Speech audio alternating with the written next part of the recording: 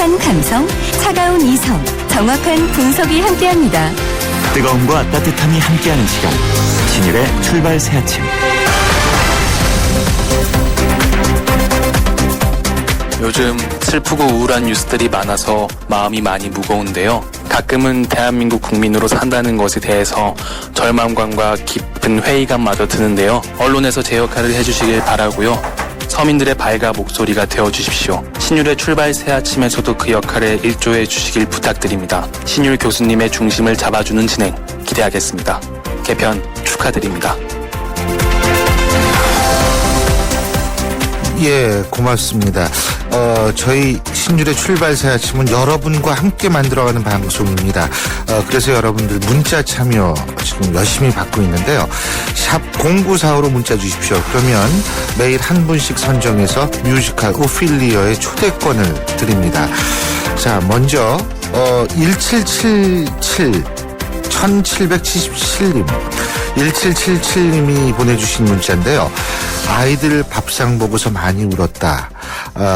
그러시면서 과연 우리가 무엇을 해야 되는지 궁금하다. 이런 문자를 보내주셨는데요. 저희가 그래서 진도군청과 통화를 해봤습니다. 현재 뭐가 제일 필요한지 알아봤는데요. 현재는 긴팔 면티, 운동화, 우이우산, 모기약, 이 뿌리는 거가 필요하다는 거죠. 콘센트 꼽아서 쓰는 것도 필요하고요. 그리고 헤어드라이기가 필요하다고 합니다. 이런 것들을 보내고 싶으신 분들은 진도 향토문화회관으로 보내시면 되는데요. 자세한 내용은 진도군청 홈페이지 나와 있다고 합니다. 그리고 성금을 하고 싶은 분들은 재해구호협회 번호 1544-9595, 1544-9595로 전화하시면 됩니다. 예, 자. 신율의 출발 새 아침 3부 순서 시작할 텐데요. 오늘 3부에서는 북한의 도발 의도 집중적으로 분석해 봅니다. 자, 잠시 후에 3부 시작하겠습니다. 오빠, 민경이랑 드라이브 하고 싶으면 지금 바로 살아줘.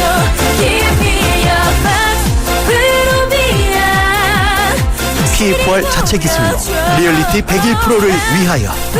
나 강민경은 프로비야. 우리 집 통신 대표 번호 101. TV지를 101로 인터넷을 101로 홍보이도 101로 모두 가입해. CCTV만 봐도 101로 함께 101. 우리 집 통신은 101로 모두 다 해결해요. LG U+.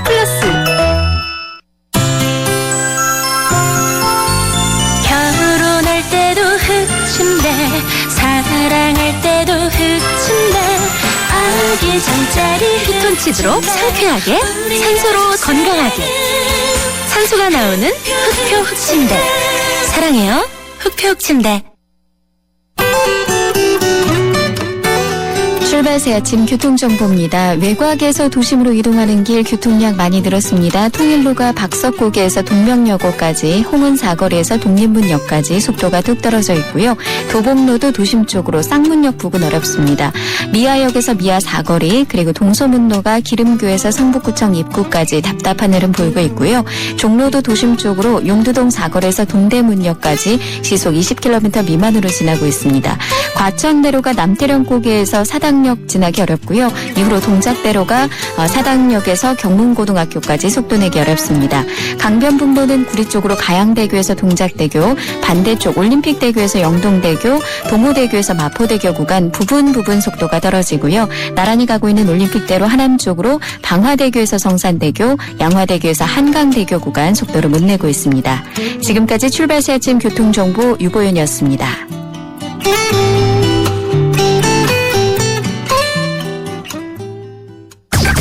경제 컬럼니스트 정철진의 경제 시선. 아침부터 머리 아프지 않게 알기 쉽고 재미있게 경제 문제 풀어보는 시간이죠. 정철진의 경제 시선인데요. 오늘도 정철진 경제 컬럼니스트 전화 연결합니다. 나와 계시죠?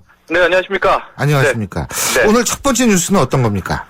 오늘은 뭐니 해도 환율 이야기로 먼저 시작을 해야 될 것 같습니다. 네, 최근 한 3주 전부터 원달러 환율 하락, 그러니까 이제 원화 강세인데요. 이런 움직임이 시작이 됐는데 바로 어제였습니다. 이 달러당 1,030원 60전까지 떨어지면서 5년 8개월 만에 최저치를 찍었습니다. 예. 이 어제 같은 경우는 이제 외환시장 장이 시작되자마자 굉장히 많은 달러 물량이 이제 쏟아졌는데요. 월말이고 이제 다음 달 초 연휴가 시작되지 않습니까? 예. 그래서 수출 업체들이 내고 물량, 이게 전문 용어인데 달러 매도입니다. 이게 제거 출혈된 것으로 보입니다.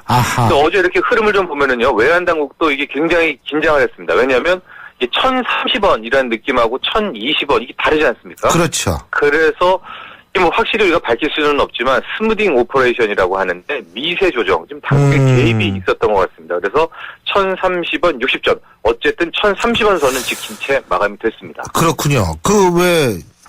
우리 정천재 컬럼니스트가 지난번에 그 일본이나 이런 남아프리카 공화국 이런 나라 신용등급 하락할 것 같다고 그러지 않습니까?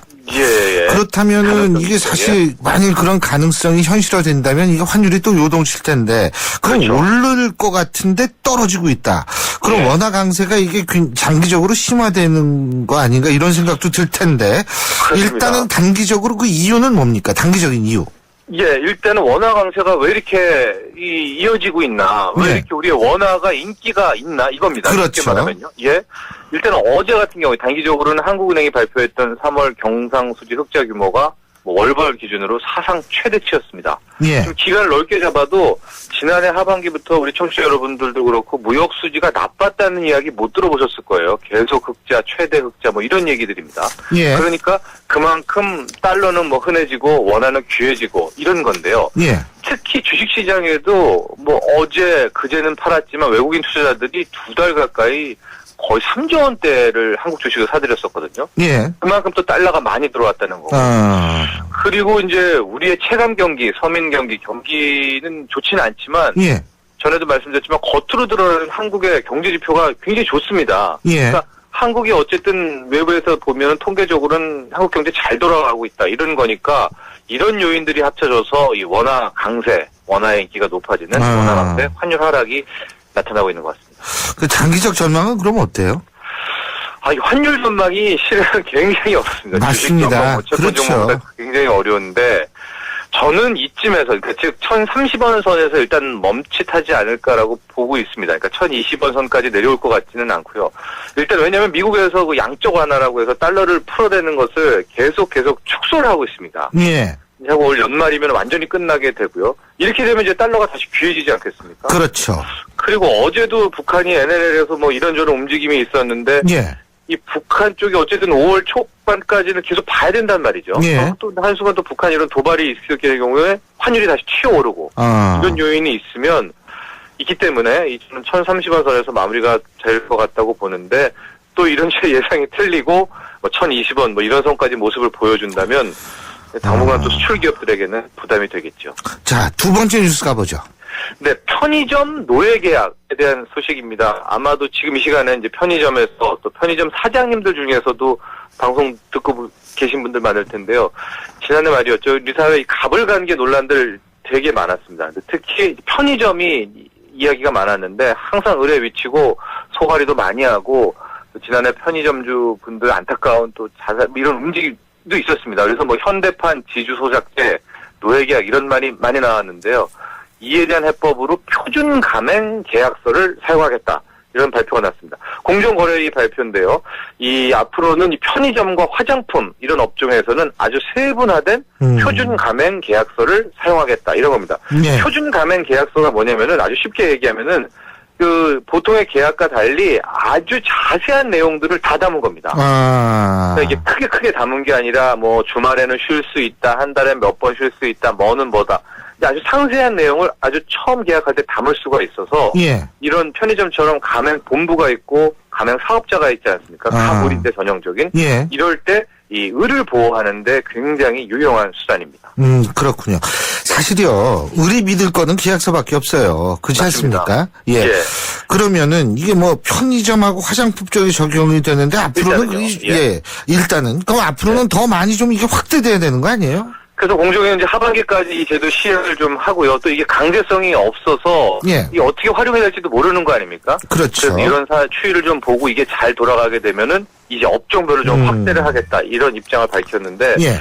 이제 실은 이 뉴스 나오고 네티즌들의 반응도 좀 뜨거웠는데 네티즌들은 이런 걸 좀 지적을 하더라고요. 편의점에서 일하는 알바생들은 또 을에 또 을이다. 그렇죠. 맞습니다. 네, 알바생들의 월급 시급 좀 잘 챙겨줬으면 좋겠다. 이런 게 나왔습니다. 그러니까 이게 이제 가맹본부와 가맹사업자가 다 불공정 계약이 지금 많지 않습니까? 그렇죠. 그래서 가맹사업자, 편의점주 사장님들이 또 아르바이트생하고 또 불공정 계약이 되는 거예요. 그러니까 위에서부터 이게 다 싸그리 좀 해결이 됐으면 좋겠습니다. 그렇습니다. 자, 세 번째 뉴스요.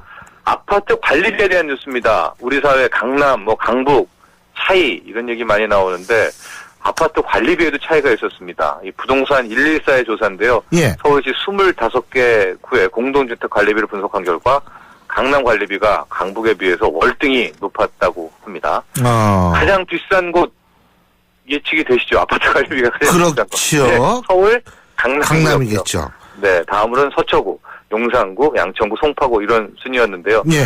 이 아파트 관리비 평균을 보니까 이 제곱미터당 1,993원이었습니다. 평당 6,600원 정도였는데요. 예. 이 강남구 같은 경우에는 제곱미터당 2,863원이었고요. 서초구는 2,802원, 송파구는 2,502원이었습니다. 반면에 동대문구는 제곱미터당 관리비가 1,519원, 중구 1,587원, 서대문구 1,668원. 예. 그러니까 이것저것 합쳐보면은 강남구 아파트 관리비가 동대문구에 있는 아파트 관리비의 2배가 된다. 이렇게 결론이 나올 수가 있습니다. 근데 이 차이가 나는 게 뭘까요? 글쎄요. 관리를 더 잘해주는 걸까요? 아니 단열이 더 잘 됐거나 예를 들면 강남구의 아파트가 노후화됐기 때문에 더 춥다 이런 것도 있을 수 있는 거 아니에요? 네, 그렇게 생각할 수도 있을 것 같아요. 예. 어쨌든 이 조사에서는 이유는 나오지 않았고 예. 수가 나왔는데 예.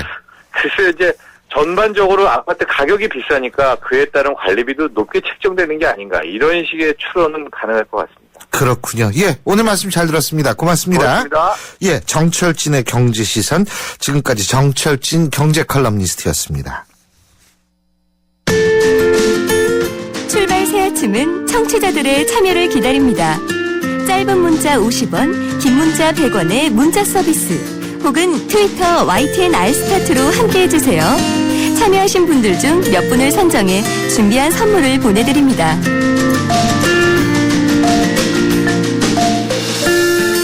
북한이 어제 서해상으로 미사일 50여 발을 발사했습니다. 한미 정상회담에 대한 불만인지 뭔지는 모르겠습니다만 북한 지금 우리가 어려운 상황, 국민들이 트라우마에 시달리고 있는 상황에서 왜 그런 걸까요? 자세하게 분석해 보겠습니다.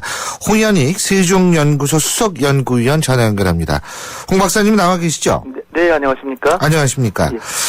우선 이게 세월호 참사에 대해서 위로 전문 보냈죠, 북한이. 근데 다음날 사격 훈련한 거. 이거 뭐라고 봐야 돼? 제정신입니까? 이거 무슨 의도가 뭐라고 보십니까? 예. 우리는 이제 우리 입장에서 이제 생각을 하는데 그들은 또 그들 입장에서 또 생각을 하는 것 같습니다. 예. 그러니까 이 남한을 그들이 대할 때 남한의 국민들하고 정부하고 이제 달리 대응하는 거죠. 예. 세월호 참사에 대한 어떤 위로 전문을 보낸 거는 우리 국민들에게 북한도 여기에 대해서 지금 애도를 하고 있다 이런 걸 해서 우리 국민들의 이제 환심을 살려는 거고요. 예. 이번에 사격하고 이런 거는 한미 정상회담에서 자신들이 원하는 메시지가 안 나오고 북한에 대해서 경고 메시지만 나오고 그러니까 여기에 대한 불만을 이걸 표명하는 거고요. 그간에 그들이 해온 게 지금 풍계리에서 핵실험 동향을 계속 보였는데 아무것도 지금 하는 건 없지 않습니까? 그냥 이동하고 그 동향만 보일 뿐이지. 그러니까 핵실험을 못할 바에는 그냥 도발이라도 해본다 이런 심정을 하는 것 같습니다. 네.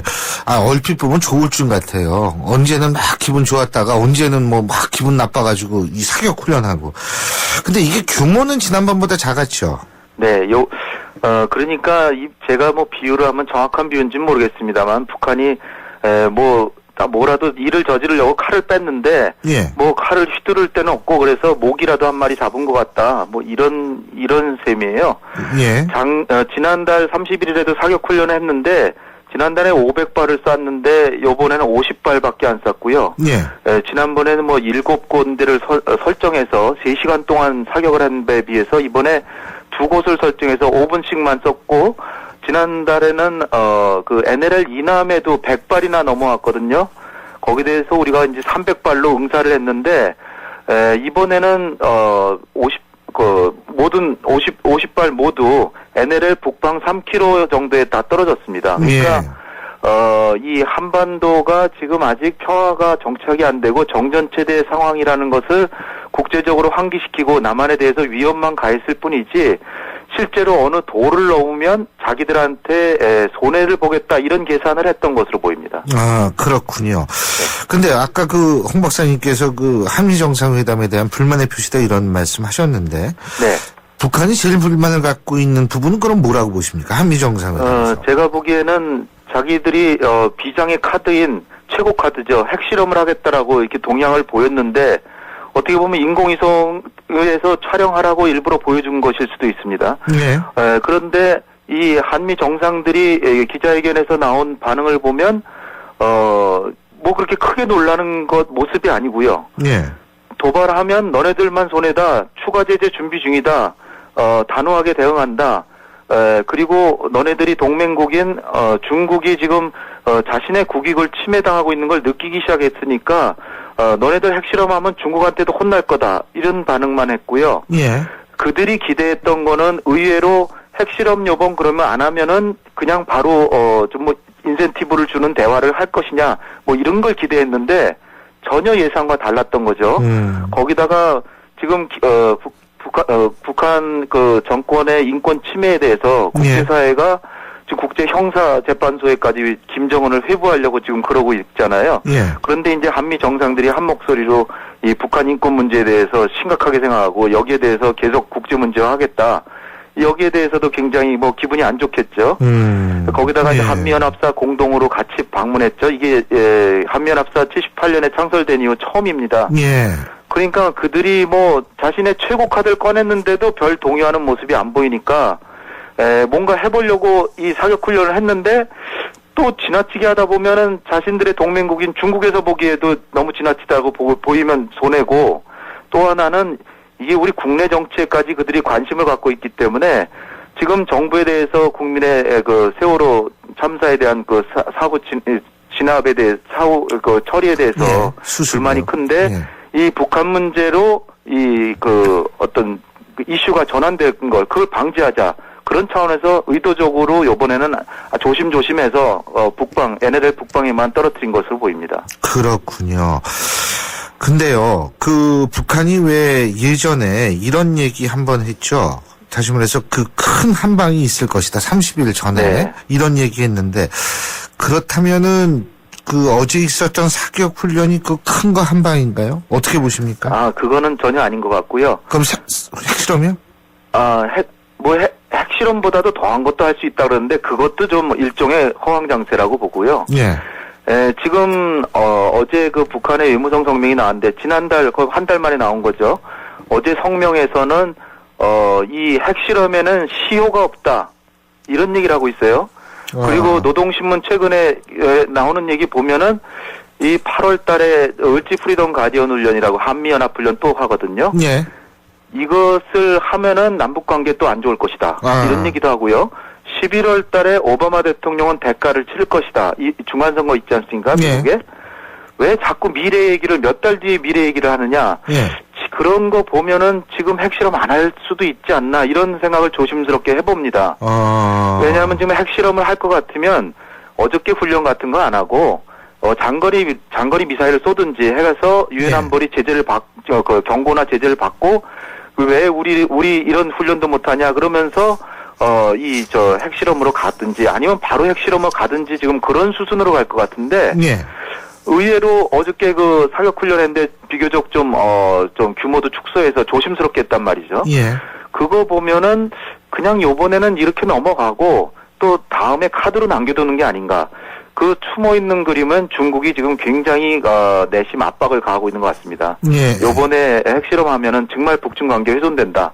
그러나 핵실험 안 하고 좀 조신하게 행동하면 베이징으로 초청할 수도 있다. 김정은을.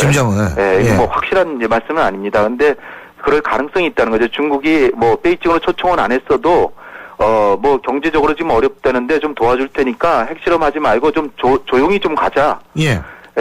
가뜩이나 지금 미국 때문에 지금 미국이 동아시아에 순방하면서 중국을 압박하고 있는데 또 핵실험까지 하면 너무나 괴롭다. 그러니까 요번에 우리가 좀 인센티브를 줄 테니까 핵실험하지 말고 그리고 가능하면은 뭐 베이징에 한번 오든지 김정은에 예. 그런 식으로 달래면서 그러나 그럼에도 불구하고 핵실험한다면 가만두지 않겠다. 네. 미국이 아니라 중국이 그러고 있는 것 같습니다. 예. 그러니까 어저께 그 사격 훈련한 것도 중국을 겨냥해서 아하. 봐라 우리는 이렇게 조신하게 하고 있고 정규적인 훈련만 한다. 예. 그러니까 너무 우리 다그치지 마라. 이런 메시지도 포함된 게 아닌가 봅니다. 만일 카드를 쓴다면 언제 쓸 거라고 보십니까? 카드는 일단은 지금 그 여러 가지 위성 정보를 보면은 뭐 예. 갱도를 메웠다 뭐 이런 얘기까지 나오는 걸로 봐선 5월 6일까지는 일단 조심을 해야 될 것 같고요.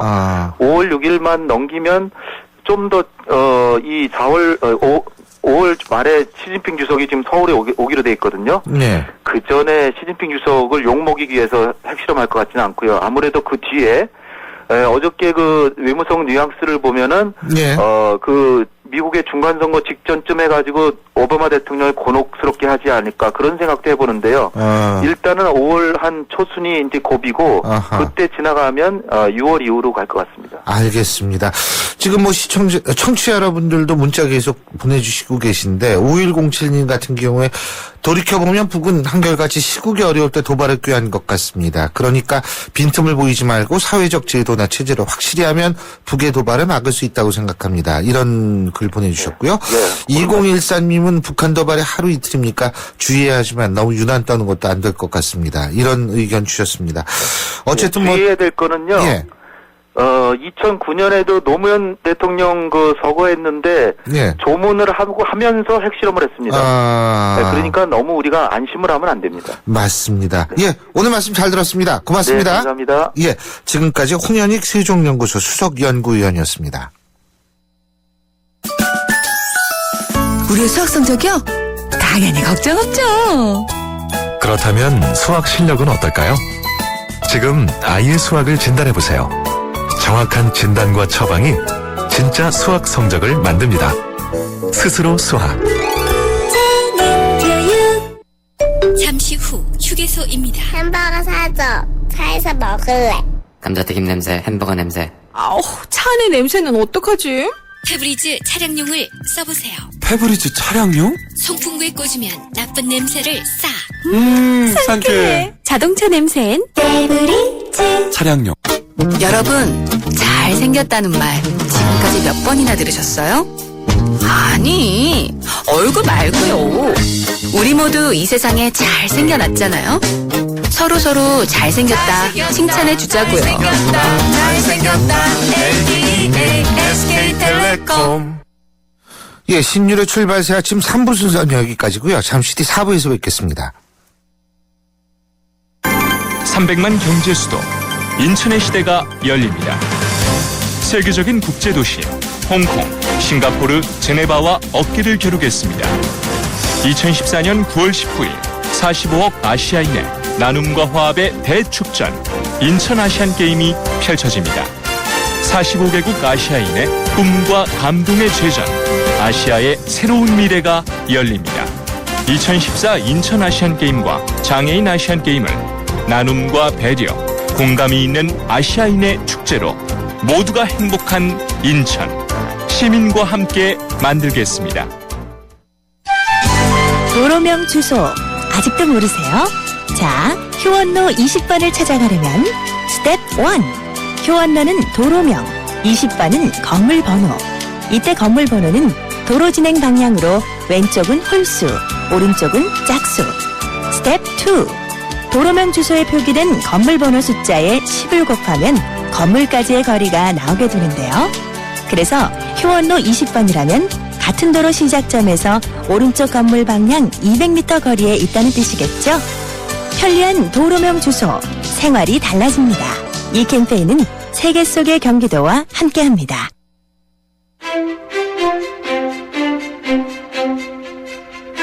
여러분은 지금 신율 교수가 진행하는 출발 새 아침을 듣고 계십니다. 신율의 출발 새 아침 4부 순서 시작합니다. 광고 듣고 본격적으로 시작해보죠.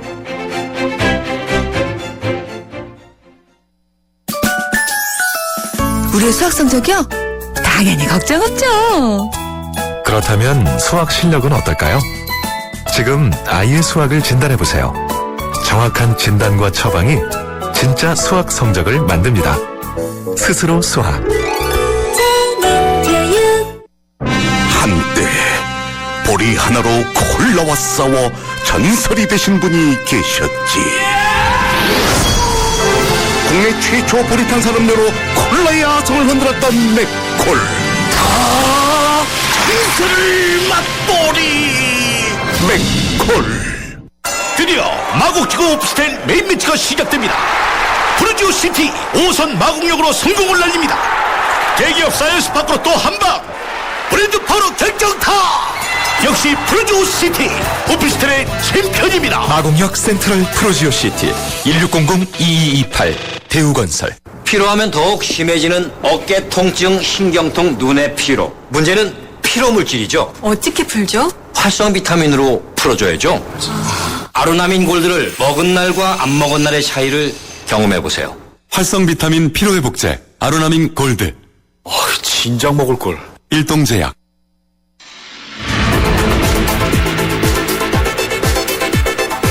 빅데이터로 뉴스를 읽는다. 빅데이터인 뉴스. 예, 매주 수요일 함께하는 순서죠. 빅데이터인 뉴스, 빅뉴스 시간인데요. 이 시간에는 빅데이터 분석을 통해서 SNS 여론 분석해 보겠습니다. 이 시간 함께해 주실 분 소개해 드리죠. 유승찬 대표 나와 계십니다. 어서 오십시오. 예, 안녕하세요. 예, 빅데이터. 예, 빅브라더는 많이 들었습니다. 예, 조지 오웰의 1984에 나오죠. 네. 빅브라더하고 빅데이터하고 많이 다른 거죠. 뭐 다르기도 하고 뭐 같은 측면도 있겠죠. 예, 어떤 게 다를까요? 빅데이터는 일단 그 엄청난 규모의 데이터를 말하죠. 그러니까 빅이라고 했으니까. 그렇겠죠. 네. 예. 규모라는 게 그 어떤 상상을 하든지 그거보다 더 크다 이렇게 보시면 돼요. 예. 그러니까 지난 2년간 인류가 생산한 데이터가 인류 전체가 생산한 데이터의 양과 맞먹는다. 2년간. 예. 이야, 그리고 엄청나네요. 3년마다 이 데이터 양이 2배씩 늘어난다. 그러니까 구텐베르크 인쇄술이 발견됐을 때요. 예. 그때 이후에 데이터가 2배가 되는데 50년이 걸렸어요. 근데 지금은 3년마다 2배씩 늘어난다. 이렇게 보시면 되고요. 그런 엄청난 규모의 데이터들을 말하는 거고요. 예. 그리고 속도. 속도도 속도가 굉장히 빠르죠. 그러니까 그렇죠. 가령 실시간이죠, 뭐. 그렇죠. 구글 검색창에 하루에 입력되는 검색어가 30억 개. 페이스북도 그 정도의 이제 규모가 있고 예. 트위터 문서만 하루에 4억 개가 새로 만들어집니다. 아하. 초당 유튜브 동영상이 1시간 분량의 그 동영상이 업로드되고요. 예. 그래서 이런 속도, 엄청난 속도를 가지고 있고 또 굉장히 다양한. 예. 그래서 그 기존의 데이터와는 차원이 다른 어떤 개념을 만들기 위해서 이제 빅데이터라는 말을 쓰게 됐죠. 그렇군요. 네. 그 다르다는 게 그러니까 예를 들면 좀 구체적으로 뭐 빅데이터 종류라든지 이런 거 좀 더 자세히 설명해 주시죠. 네, 빅데이터는 뭐 일단 우리가 흔히 볼 수 있는 그 신용카드 같은 거래 데이터가 있을 거고요. 그러면은 그거 이제 사업하시는 분들이 그거 분석 딱 해가지고 어떤 것이 소비 트렌드다 이런 걸 알 수 있다 이 그렇죠. 말씀이시죠. 그렇죠. 예. 예전에는 이것이 이제 이 저장 기술, 저장 용량, 저장 예. 비용 예. 이런 것들이 예전에 비쌌는데 지금 이제 급격히 그것이 이제 저렴해지고 예. 처리 기술도 굉장히 빨라지면서 예. 이런 것들이 이제 의미 있는 데이터가 되기 시작을 한 거죠. 그리고 아까 말씀드렸던 어떤 소셜 데이터, 구글, 트위터, 페이스북, 유튜브 등에서 생산되는 데이터. 그러니까 여기서는 여기에서 어떤 사안, 어떤 사람이 가장 많이 언급됐느냐를 통해 가지고 그렇죠. 예를 들면 지금 이슈가 뭐가 제일 뜨거운 것인가 이거를 알 수 있다 이 말씀이시죠. 그렇죠. 그리고 뭐 이제 정부가 생산하는 공공 데이터도 이제 있고요. 예. 그다음에 미래의 데이터라고 그러는데 사물 정보 통신. 그러니까 사물에 센서를 부착해서 데이터를 수집하는 예. 이런 단계로까지 이제 나아가고 있습니다. 그렇군요. 그러면은 뭐 실제 생활에 적용되는 대표적인 그 사례가 있다면 어떤 거 들 수 있을까요? 일단 뭐 사람들이 가장 많이 얘기하는 게 이제 구글 독감 트렌드 예측이라는 게 있는데요. 뭐예요? 독감이 언제 유행할까 예측하는 그렇죠. 거예요? 진짜로요? 2009년에 이제 신종플루가 생겨서 인류가 공포했던 적이 있지 않습니까? 그러니까 신종플루가 이제 조류인플루엔자하고 돼지인플루엔자가 합성돼서 뭔가 괴물 같은 인플루엔자가 이제 사람들에게 퍼지면서 그 유행병처럼 돌았는데요. 그 신종플루가 발병하기 한 2달 전에 네이처지에 굉장히 의미 있는 논문이 발표가 됩니다. 그러니까 구글 엔지니어들 2명이 작성한 건데요. 가령 구글에 하루에 30억 개의 이제 검색어가 입력이 되는데 예. 이 중에서 독감을 예측할 수 있는 검색어가 뭐냐? 이거를 이제 분석을 한 거예요. 예. 그럼 미국 질병관리본부가 2년 동안 생산했던 그 실제 데이터와 구글 검색어사의 상관성을 분석해서 뭐 약 4억 5천만 번의 시뮬레이션을 했다고 그래요. 수학적 예. 모델을 검토해서 45개의 단어를 찾아냅니다. 예, 그렇군요. 근데 보통 질병관리본부가 그 독감을 예측할 때는 예. 뭐 이제 거점병원에서 독감 환자들을 이 신고 받아서 뭐 주간 단위로 발표를 예. 하는데 보통 환자들이 아프다고 바로 병원에 가지 않지 않습니까? 그렇죠. 한 5일 지나서 가고 뭐 이러는데 저는 아예 안 가요, 어떤 때는. 적어도 2주가 걸린답니다. 그러니까 독감을 발표하는데. 근데 유행병에서 2주는 굉장히 크죠. 큰 시간인데. 그렇죠. 구글 데이터는 7시간으로 발표를 하게 되죠. 그거 얼마 전에 영화도 있었어요, 사실은. 뭐냐면 인터넷상에서 이 돌아다니는 글들을 쫙 검색을 해가지고 미래를 예측하는 그런 영화도 있었는데. 네, 그렇죠. 예. 그죠? 그래서 그것이 실제 일치율이 한 97%. 에 이르렀고요. 예, 이제 뭐 예견이라는 게 이제 참 과학화가 되는 것 같은데. 근데 말이에요. 예.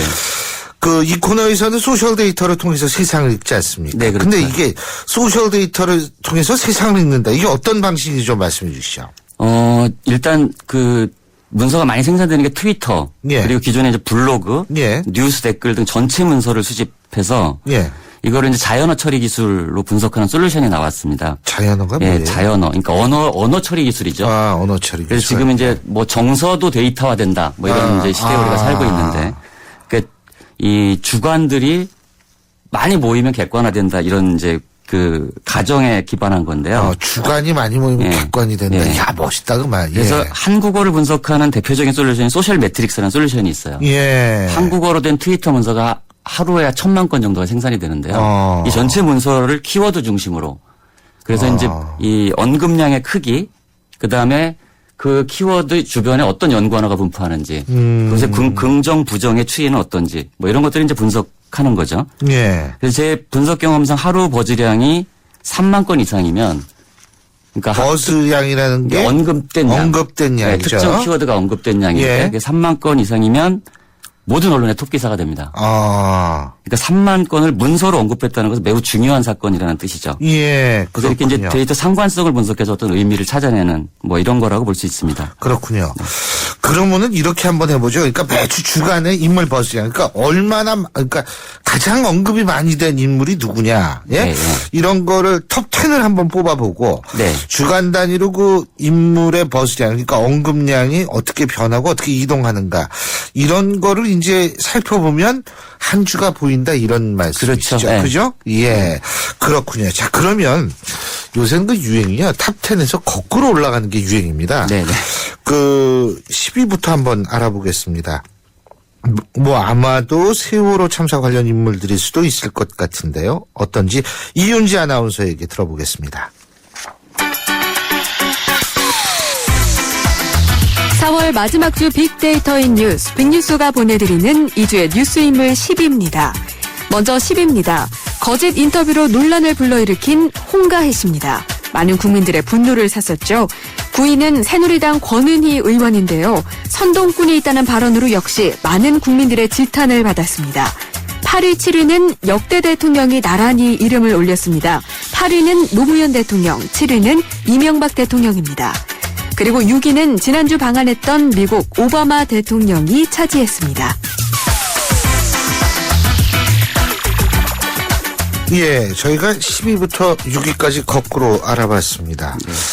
그 10위부터 6위까지 그런데 제가 생각할 때는요. 제가 어디서 들었는데 가장 많이 사실 언급되는 사람은 가장 중심에서는 정치인이라고 그러더라고요. 그러니까 그렇죠? 주목도 많이 네. 받고. 네. 그러면은 그 중심이 되는 정치인이 누굴까요? 당연히 대통령 아닙니까? 그렇죠. 예. 대통령이 당연히 이제 많이 언급이 되고요. 예. 지금 뭐 10위부터 6위까지 살펴봤는데 이제 뭐 홍가혜 씨나 권은희 의원 같은 경우는 당연히 이제 논란이 좀 일었으니까. 그렇죠. 그리고 전직 대통령이 언급된 것은 또 가령 이명박 대통령 같은 경우는 이제 규제 완화. 그 선박 연령에 대한 규제 완화 때문에 이제 사고가 발생했다는 이런 얘기들이 노무현 대통령과 좀 비교해서 좀 언급된 경우고요. 뭐 오바마 대통령은 한미 정상회담이 그렇겠죠. 있었으니까요. 예. 그럼 5위부터 2위까지는 어떤 인물이 언급됐을 것 같습니까, 교수님? 뭐 제가 볼 때는 역시 세월호 참사 문제와 관련 인물이 아닌가 이런 생각이 드는데 제가 아까도 말씀드렸지만 뭐 역시 제일 많이 언급되는 사람은 대통령이 거의 많이 언급된다 그러더라고요. 그래서 그렇죠. 뭐 예. 박근혜 대통령이 가장 압도적이고요. 압도적이죠. 어느 정도 됩니까? 2위와 한 3배 차이, 한 36만 5천 건 정도가 언급이 됐습니다. 아이고, 예. 그 이유가 뭘까요? 박근혜 대통령이 언급된 거는 이제 지금 전체 언급량의 추이를 보면 가령 세월호 참사가 일어나기 전에 예. 하루 언급량이 한 7천 건에서 1만 건 정도였는데 예. 최근 27일은 7만 9천 건 하루에 7만 9천 건이 언급됐어요. 이것은 세월호 참사에 대한 책임이 대통령과 정부 그 청와대로 집중되고 있다. 뭐 이런 양상을 좀 보여주고 있는데요. 예. 5위부터 보면 5위는 그 이종인 대표 있죠. 알파 잠수 기술공사. 다이빙 벨 맨날 얘기하는 분. 예. 예. 그분이 5위에 올랐고 약 7만 3천 건 정도 언급이 됐고요. 예. 4위는 그 아들의 그 미개 발언으로 문제가 된 정몽준 지금 서울시장 예비 후보죠. 예. 그가 차지했고요. 3위는 그 손석희 아나운서.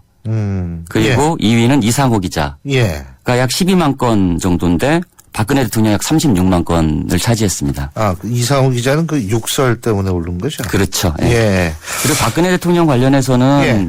전체적으로 보면 이 긍정어 분포는 굉장히 낮아지고 추세적으로 부정어 분포가 좀 늘어나는 뭐 이런 추세를 보이고 있는 점도 좀 주목해 봐야 될 지점이 아닌가 그렇죠. 생각합니다. 아무래도 그 이번 주에 가장 중요한 것은 세월호 참사 관련 얘기일 텐데 제가 좀 여쭤보고 싶은 게 그 아까 연관어라고 말씀하셨잖아요. 네네. 세월호가 등장하고 거기에 연관어가 이제 등장하면 이 세월호에서 사람들이 어떻게 세월호 문제를 바라보는지를 알 수가 있을 것 같은데 그렇죠. 연관어의 특징 한번 알아보죠. 네, 일단 세월호 참사 전체 버즈량이 약 330만 건이니까 온 국민이 세월호만 얘기하고 있다 이렇게 볼 수 있는데요. 예. 연관어 특징 역시 가령 세월호 참사가 일어난 최초 4일, 그다음에 중간 4일, 마지막 5일 뭐 이렇게 좀 구분해서 보면요. 이 박근혜 대통령 그 연관어가 인물 연관어에서 처음에는 16위, 그다음에 10위, 이렇게 5위. 그래서 대통령 연관어 계속 이 순위로 앞쪽으로 이제 이 배치되는 걸 알 수 있고요. 그래서 정부 책임론이 점점 커지고 있다는 걸 알 수 있고요. 예. 그 다음에 심리 연관어를 보면 처음에는 사람들이 안타깝다 그리고 기적을 바란다 이런 기적 같은 연관어들이 굉장히 많이 올라옵니다. 예. 그러다가 그 분노라는 키워드가 빠르게 그렇죠. 올라오면서 세월호 전체 긍부정 연관어를 보면 분노가 가장 압도적인 이 지위를 차지하고 있습니다. 이렇게 심리 연관어에서. 예. 그래서 이 안타까운 사건에서 사람들이 기적을 바라다가 그것이 정부의 대응이 아니하고 이러면서 이것이 이제 그 분노로 바뀌는 이런 흐름들을 좀 읽어낼 수가 있습니다. 그렇군요. 그런데요, 평소 같으면은 정치라는 단어가 굉장히 많이 등장했을 수도 있을 것 같은데, 이 정치는 별로 안 등장하는 모양이죠? 이번 사건의 큰 특징 가운데 하나가 이 희생자 가족이나 국민이 그 정부나 대통령과 직접 맞대면을 하고 있다는 거예요. 그러니까 정치가 실종됐다는 거죠. 그러니까 정치적 역할, 가령 정당의 역할, 국회의 역할이 이번 사건 전반에 없었다. 그래서 가령 새누리당 같은 경우는 이제 단체 연관어 2위에 올랐는데 이거는 새누리당이 정치적 역할을 해서가 아니라 일부 의원들의 막말들이 화제가 되면서 이제 오히려 실종자 가족들의 가슴을 더 아프게 한 경우고요. 새정치연합은 거의 언급이 안 됐습니다. 예. 이거는 어떻게 볼 수 있냐면 야당이 아무 역할도 하지 않았다. 비겁하게 숨었다. 예. 어떤 이 국민적 참사가 일어났는데 예. 여당은 막말을 했고 야당은 숨어 있었다. 그래서 정치가 실종된 뭐 이런 상황을 좀 읽어낼 수가 있습니다. 그렇다면 말이에요.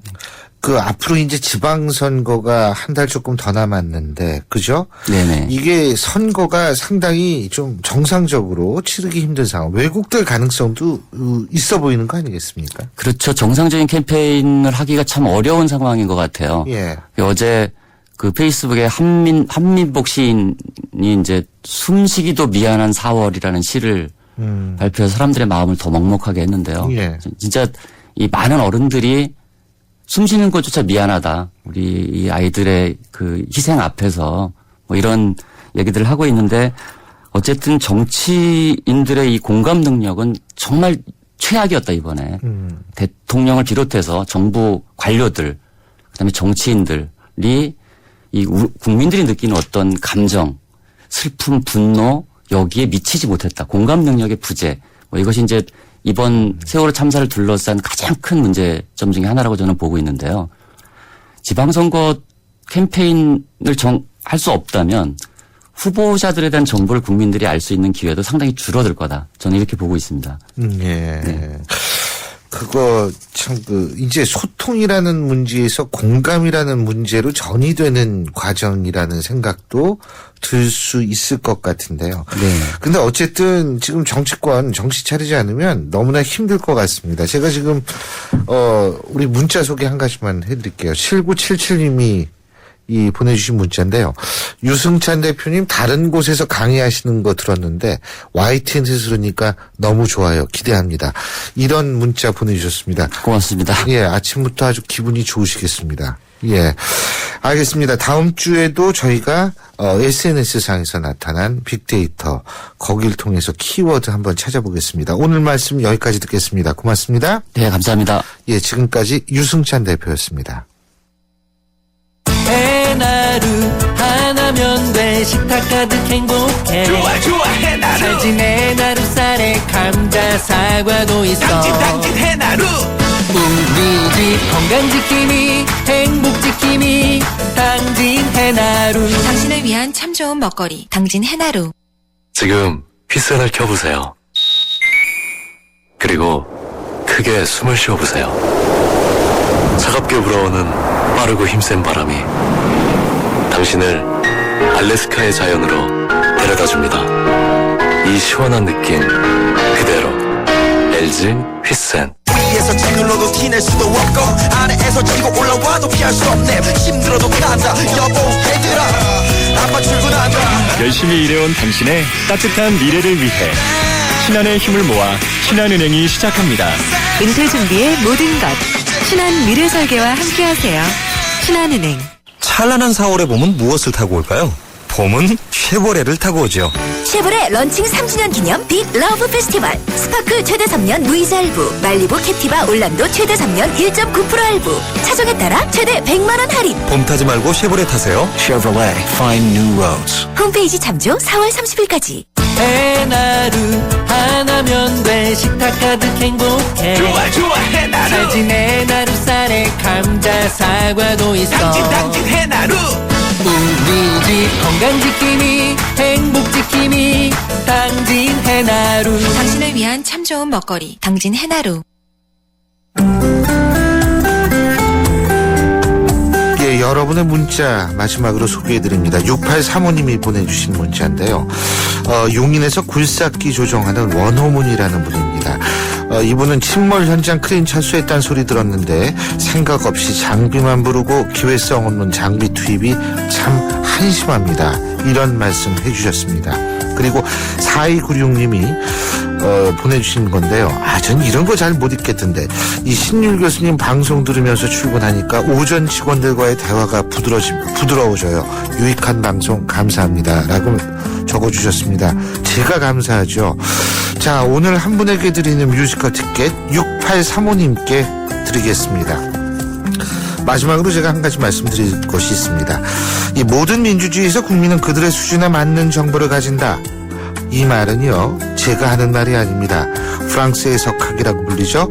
정치사상가 알렉산더 드 토크빌의 말입니다. 이 세월호 참사 수습 과정을 지켜보면서 너무 답답할 게 많아서일까요? 새삼 이 말이 떠오르더군요. 자, 4월 30일 수요일에 신율의 출발 새 아침, 오늘 저희가 준비한 순서는 여기까지입니다. 지금까지 진행의 신율, 그리고 프로듀서의 김혜민, 작가 이형선, 조은별, 그리고 기술감독의 신동혜, 남윤민이었습니다. 전 내일 아침 7시 10분에 다시 오겠습니다. 고맙습니다.